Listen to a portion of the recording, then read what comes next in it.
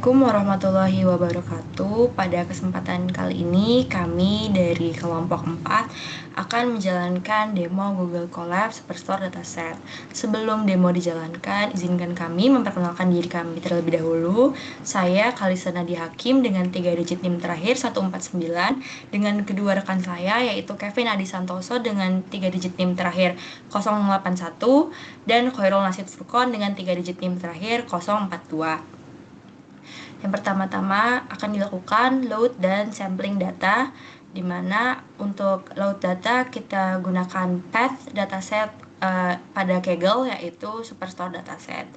Lalu akan dilakukan sampling data dengan membuat kolom strata, menghitung fraksi sampling, melakukan sampling per kelompok, menyesuaikan jika lebih dari 2000 data, dan menghapus kolom bantu. Selanjutnya untuk EDA akan dijelaskan oleh rekan kerja saya, Kevin Adi Santoso. Oke, di tahap EDA ini kita akan melakukan analisis dataset itu sendiri. Jadi, yang pertama kita lakukan adalah menganalisis target dengan plot distribusi dan plot probabilitas.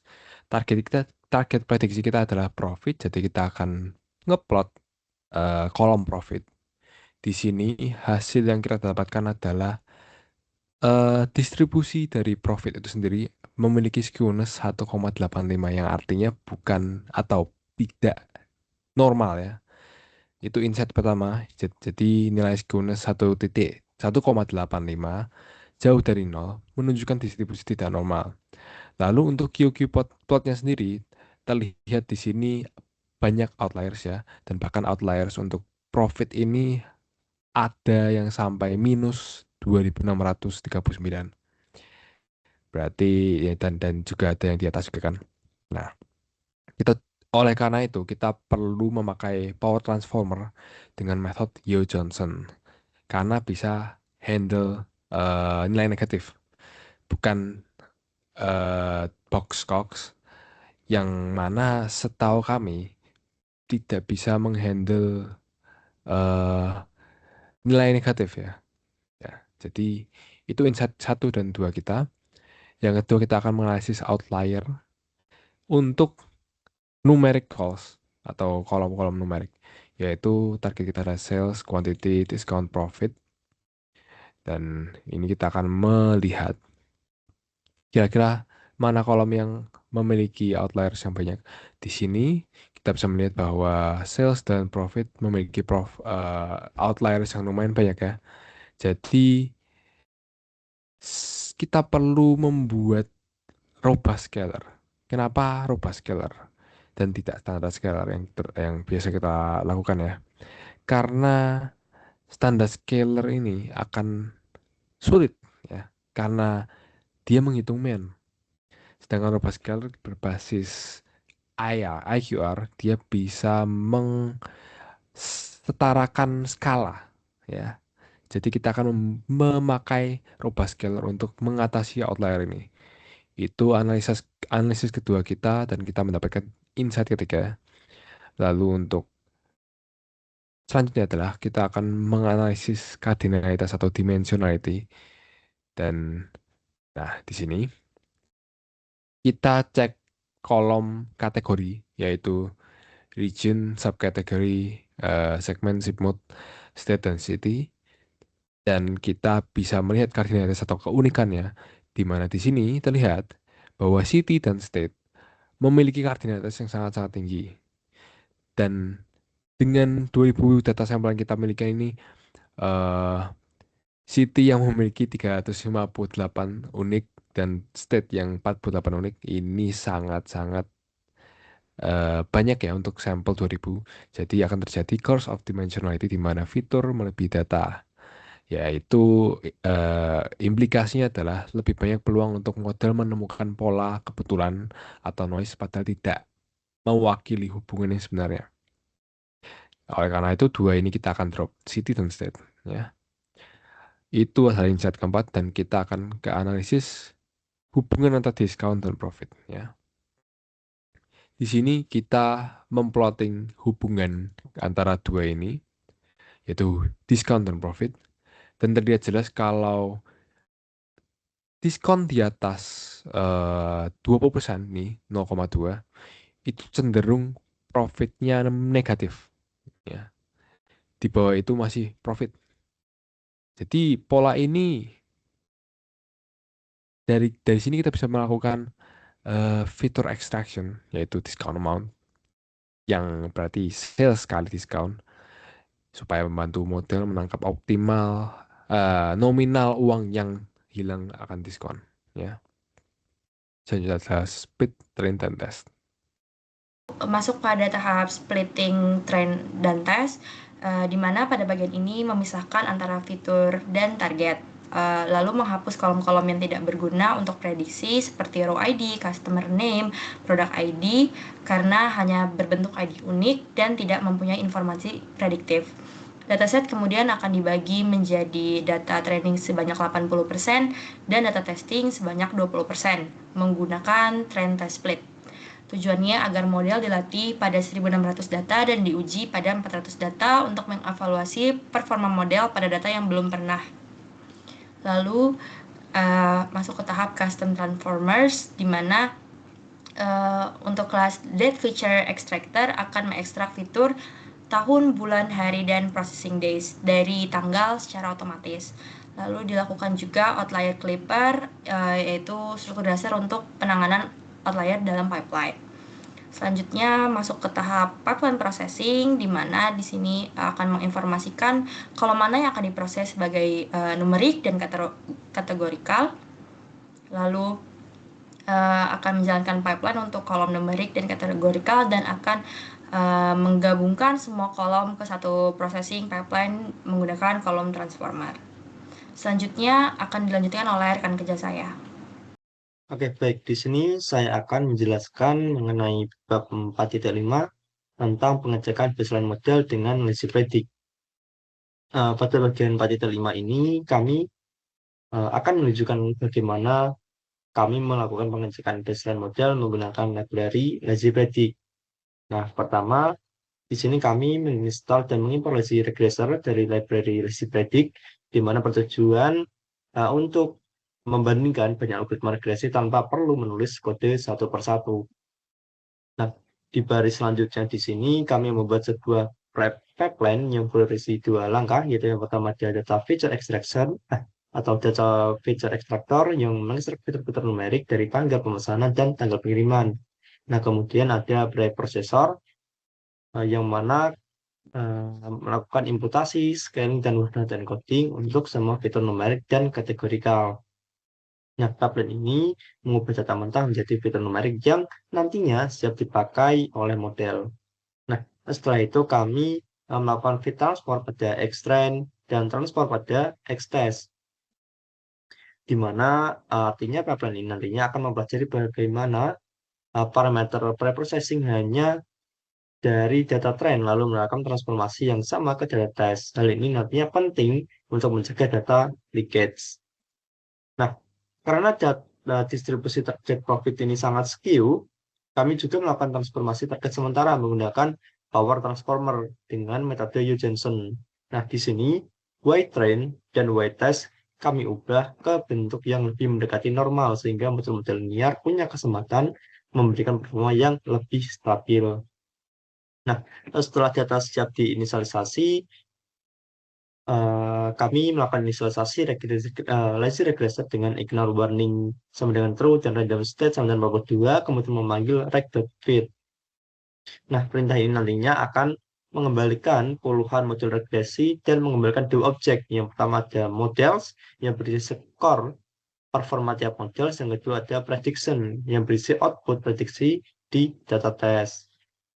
Nah, untuk mencetaknya di sini kami akan menampilkan 30 hasil teratas dari data frame models ini. Nah, di sini terlihat terdapat nama model, nilai R-square dan nilai R-square, error, dan waktu eksekusi. Nah, dari tabel ini nantinya kami dapat mengidentifikasi model-model yang memiliki R-square tertinggi yang nantinya berpotensi untuk dituning lebih lanjut. Nah, untuk mempermudah, di sini kami melakukan visualisasi dari hasil model study. Nah, di sini terlihat R-square error dan nama model yang dihasilkan atau yang dilakukan. Nah, dari model yang telah diperiksa ini nantinya bisa kami pilih ke tahap hyperparameter tuning di bab selanjutnya. Nah, di sini pada bab 5 kami membahas mengenai hyperparameter tuning dan final model. Nah, jadi kan tadi kami sudah mengetahui baseline performa dari berbagai model di bagian sebelumnya. Nah, pada bagian ini kami fokus melakukan tuning terhadap model yang dipilih, yaitu like GPM. Nah, pertama, kami mengimpor randomizer CV dan fungsi range integer serta uniform untuk mendefinisikan ruang hyperparameter. Randomizer CV ini kami gunakan karena lebih efisien, namun tetap mampu mengeksplorasi kombinasi hyperparameter yang cukup luas. Nah, berikutnya kami melakukan optimasi fitur berdasarkan EDA dan hasil baseline. Kami memutuskan untuk melakukan kolom city dan state dari proses bounded coding karena jumlah kategorinya sangat banyak, sementara data yang digunakan hanya 2000 unit atau 2000 baris. Hal ini mengurangi resiko overfitting dan menimbulkan noise dari kategori yang terlalu granular gitu. Nah, di sini kami mendefinisikan ulang transformer kategorikal dan column transform menjadi preprocessor OPT di sini yang menggabungkan numeric transformer dan categorical transformer yang sudah dioptimasi. Nah, setelah pre-processing siap, di sini kami membangun pipeline LGPM yang berisi 3 langkah, yaitu yang pertama ada data feature extractor yang memproses sorted date dan zip date, kemudian ada pre-processor OPT untuk melakukan imputasi, scaling, dan coding, kemudian ada LGPM regressor sebagai model utama dari pipeline kami. Nah, dari pipeline ini kemudian kami bungkus dengan transform target regressor yang nantinya target profit akan secara otomatis ditransformasi menggunakan Jensen selama proses training dan hasil prediksinya akan dikembalikan ke skala asli saat inferensi. Nah, ini nantinya akan membantu mengatasi distribusi target yang skew tanpa harus menulis transformasi manual di luar pipeline.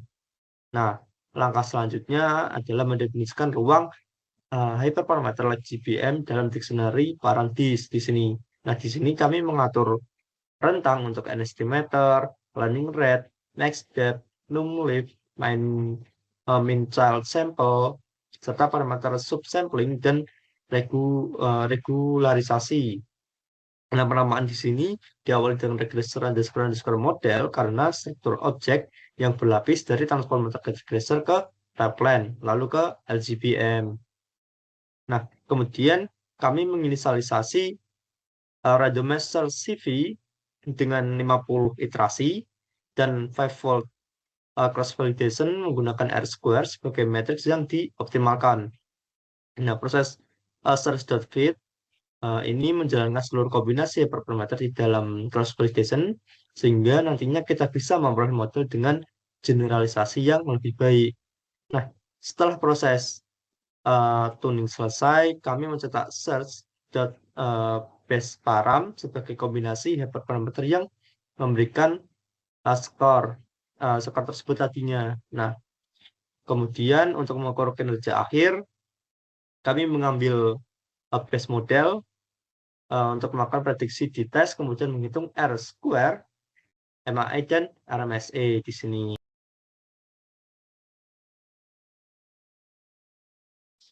Nah, bagian berikutnya adalah interpretasi model. Nah, karena model tadi kami bungkus dan beberapa lapisan wrapper, nah kami perlu sedikit trik untuk mengambil fitur importance. Nah, di sini kami mengakses base model.regressor untuk mendapatkan data internal. Lalu dari situ kami mengambil langkah model sebagai LGPM murni. Nah, dengan memanfaatkan preprocessor, kami menyusun kembali nama-nama fitur setelah one coding, lalu menggabungkannya ke fitur numerik. Nah, dari situ kami membentuk sebuah data frame yang berisi pasangan nama fitur dan nilai importance menurut elect GPM. Nah, kami sort dan ambil 10 fitur dengan importansi terbesar, lalu kami tampilkan dengan bentuk bar chart. Nah, grafik ini menunjukkan fitur-fitur apa saja yang paling berpengaruh terhadap prediksi profit, misalnya variabel terkait sales, diskon, kategori tertentu, dan sebagainya. Nah, terakhir kami melakukan analisis residuals. Kami menghitung residuals dengan Y test dikurangi Y berat underscore final, kemudian memplot residual terhadap nilai prediksi. Nah, jika residual tersebar secara acak di sekitar garis nol tanpa plot tertentu, berarti model ini tidak meninggalkan pola sistematis dan cukup mampu menangkap hubungan utama antara fitur dan profit. Nah, untuk analisa residualnya ditampilkan seperti ini.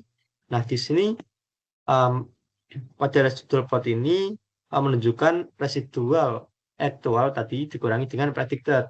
Nah, pada sumbu vertikal di sini tadi menjelaskan tentang residual tadi, kemudian pada sumbu horizontal di sini menunjukkan predicted profit. Nah, di sini terlihat ada garis merah mendatar, yaitu menunjukkan titik ideal di mana prediksi tepat sama dengan nilai aktual. Nah, pada residual di sini terlihat bahwa pola titik ini konsisten di sekitar garis nol. Nah, yang berarti prediksi model di sini itu cukup dekat dengan nilai aktual untuk sebagian besar observasi. Nah, hal ini menandakan bahwa model tidak meninggalkan pola sistematis sehingga hubungan utama antara fitur dan profit sudah cukup berhasil ditangkap. Oke. Baik, selanjutnya kita akan melakukan ensemble model dan fitur extraction tambahan. Jadi tadi kita menemukan bahwa sales dan discount, processing days dan quantity itu adalah merupakan top 4 ya, top 4 fitur importance. Berarti fitur-fitur yang bisa kita manfaatkan lebih lanjut. Jadi di sini dari R square 0,55 ya tadi. Itu kita bisa mungkin lebihkan lagi dengan metode ensemble learning dan fitur extraction tambahan. Jadi di sini kita akan menambahkan eh, fitur interaction. Ini fungsi ya. Untuk fitur discount amount yaitu sales discount tadi yang kita lihat tadi di atas dan price per unit. Ini rumusnya. Jadi kita akan update prosesor akan menyertakan fitur baru ini dalam scaling karena fitur baru bersifat numerik.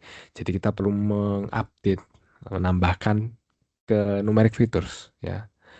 Tapi karena function transformer ini berjalan di awal, jadi kita perlu sedikit trik struktur.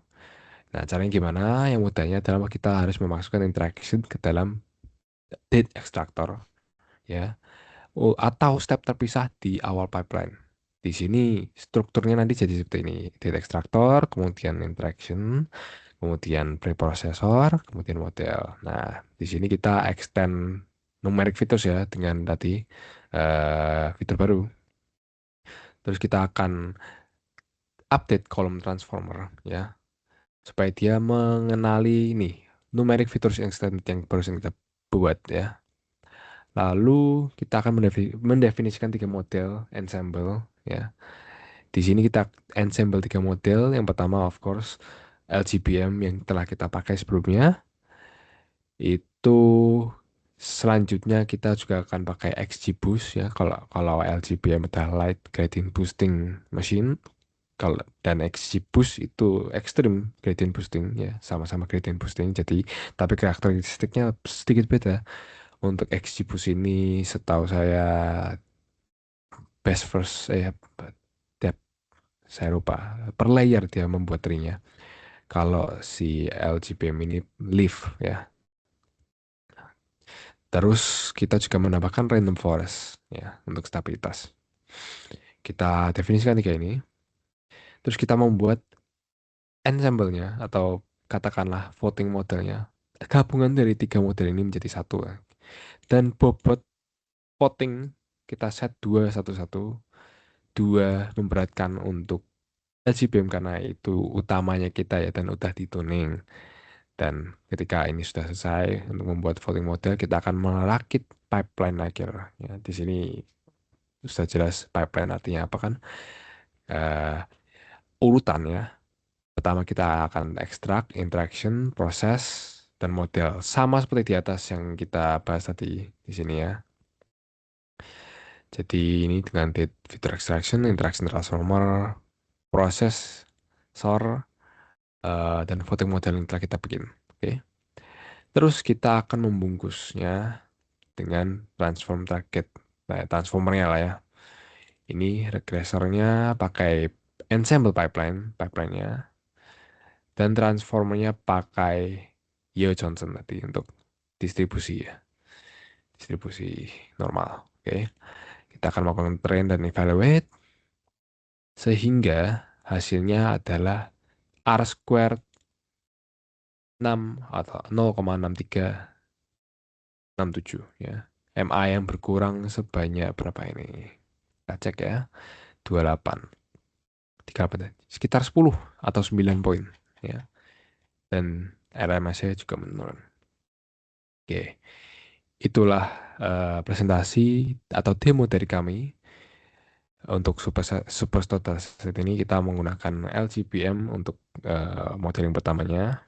Ya, kita melakukan pengembangan ulang dengan metode ensemble dan fitur extraction tambahan sehingga kita dapat mendapatkan kenaikan ya dari 55 R square hingga 63 atau katakanlah 0,55 hingga 0,63 dan